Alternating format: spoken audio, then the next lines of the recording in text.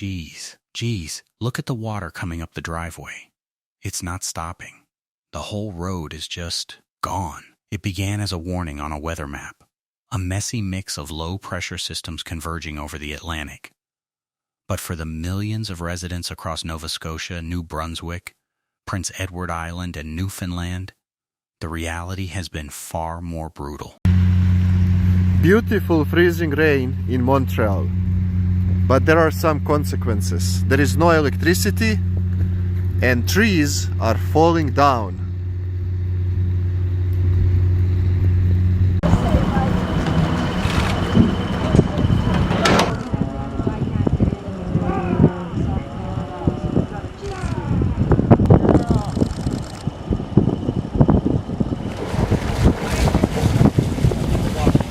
This is not just a winter storm. It is a siege of ice and snow that has brought life in Atlantic Canada to a grinding, frozen halt. Right now, the region is reeling from a relentless double punch: heavy, wet snow burying the north and a catastrophic layer of freezing rain glazing the south. In the hardest-hit areas of Nova Scotia, the world has turned into a dangerous sculpture of glass. Trees, burdened by inches of ice, are bowing and snapping, taking power lines down with them.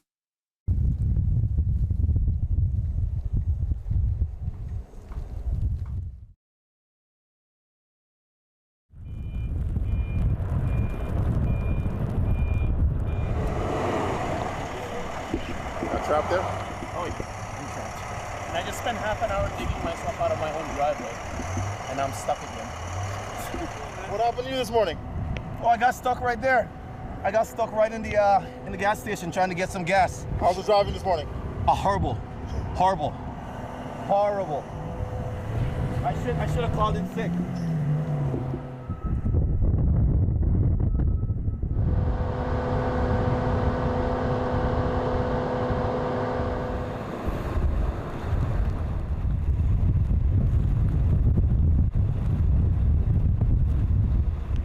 What happened here, man?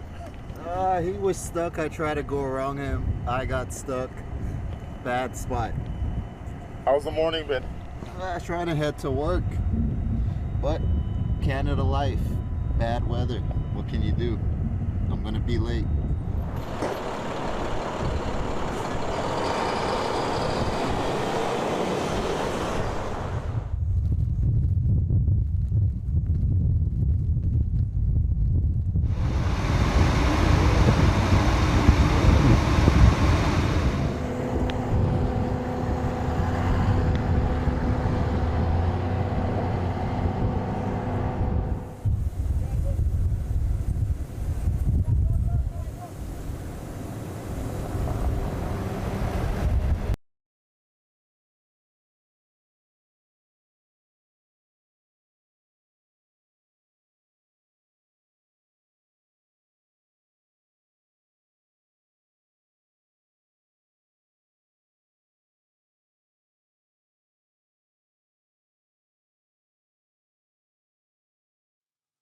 Sarah Jenkins, Halifax, Enns, an eyewitness said. I've lived here my whole life, but I've never heard sounds like this. It's like gunshots, just crack, crack, crack, as the branches give way.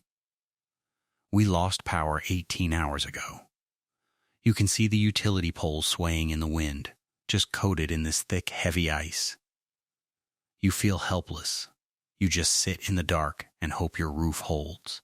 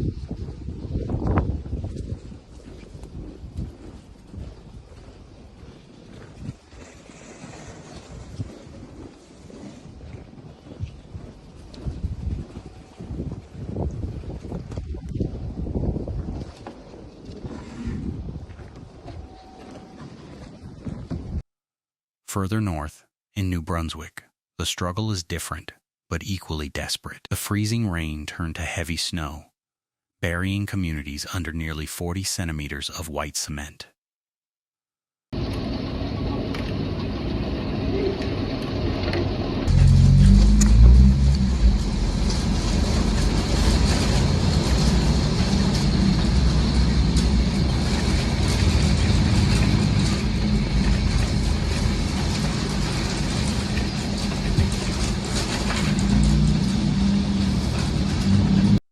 The infrastructure of the Atlantic provinces is buckling under the strain. The Trans-Canada Highway, the region's economic artery, has been reduced to a treacherous obstacle course of jackknifed tractor trailers and abandoned vehicles.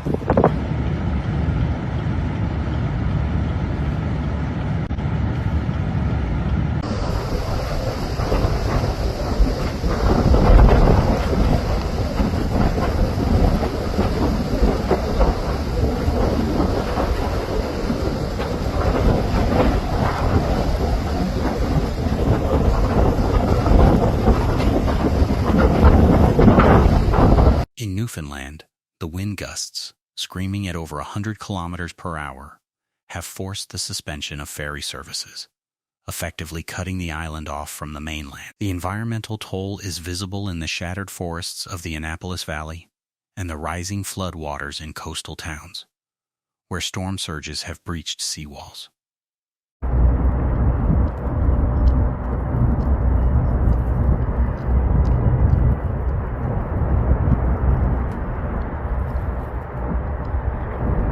Emergency crews are fighting a war on two fronts. Utility workers from Nova Scotia Power and NB Power are battling blinding whiteouts to restore electricity to over 100,000 disconnected homes.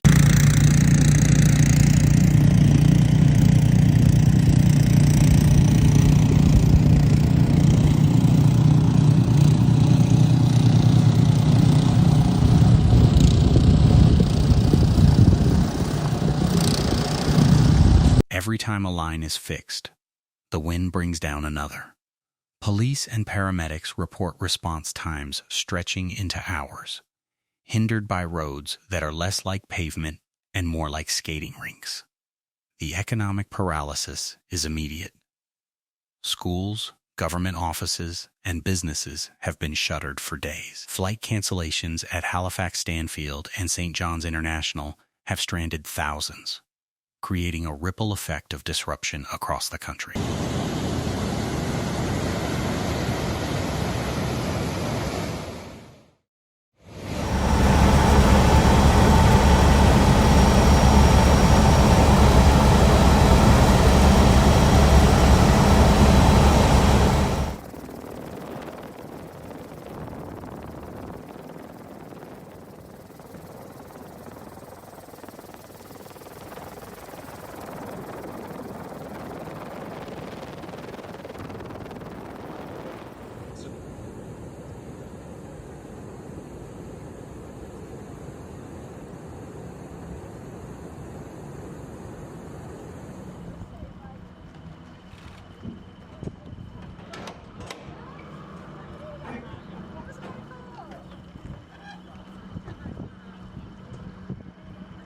My aunt and uncle's house is in the water. My cousin, who just finished having a baby in Kamloops 2 days ago, their house is totally flooded. They have nowhere to go back home. It's devastating for us.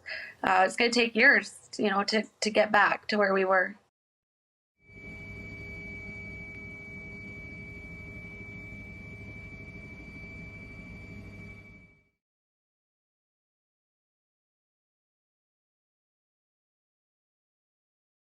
But beyond the financial loss is the human anxiety. The fear of the cold returning before the heat does, the isolation of the elderly, and the uncertainty of when normalcy will return.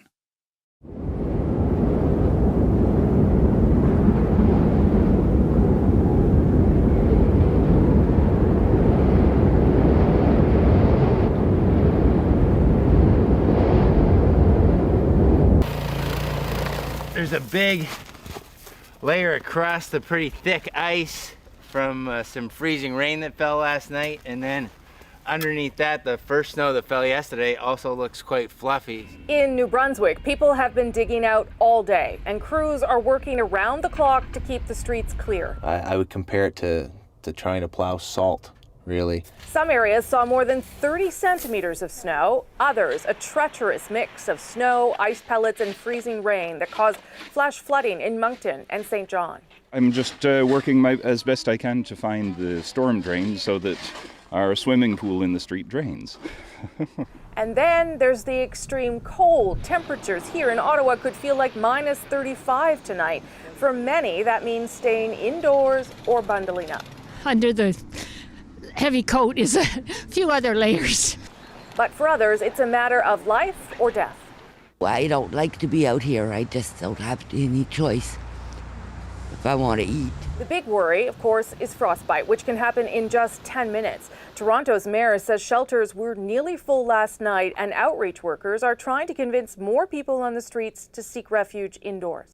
Yet, in the face of this frozen disaster, the spirit of the Maritimes endures. Neighbors are checking on neighbors, sharing generators, and digging out driveways by hand. It is a testament to a resilience forged by generations of living on the edge of the Atlantic. The storm is still raging, and the cleanup will take weeks. But the message from the dark and cold is clear. We are battered, we are buried, but we are not broken.